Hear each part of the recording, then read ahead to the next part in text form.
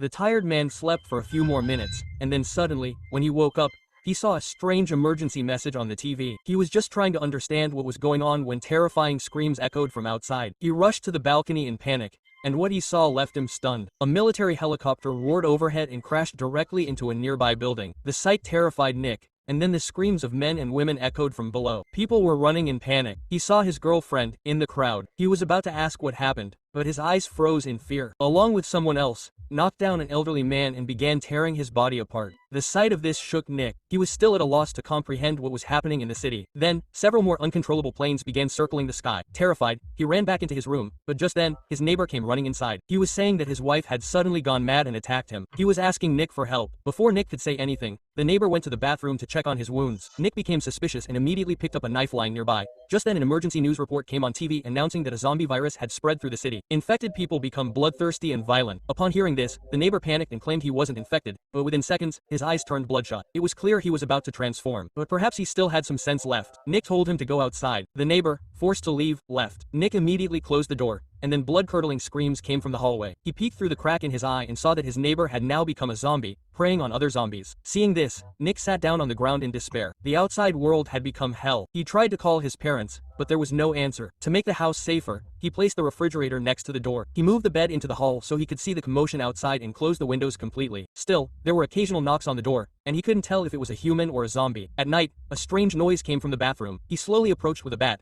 and then a zombie came in through the ventilation pipe. Nick immediately hid in a corner. As soon as the zombie reached the hall, Nick attacked it from behind and killed it. His mind went numb after killing someone for the first time, but he mustered up his courage, threw the body out the window, and blocked the pipe with a surfboard. 3 days passed. He lived in constant fear. The water ran out. He only had enough food to last a few days, and loneliness was crushing him. Then his phone got a signal and he received a voice message.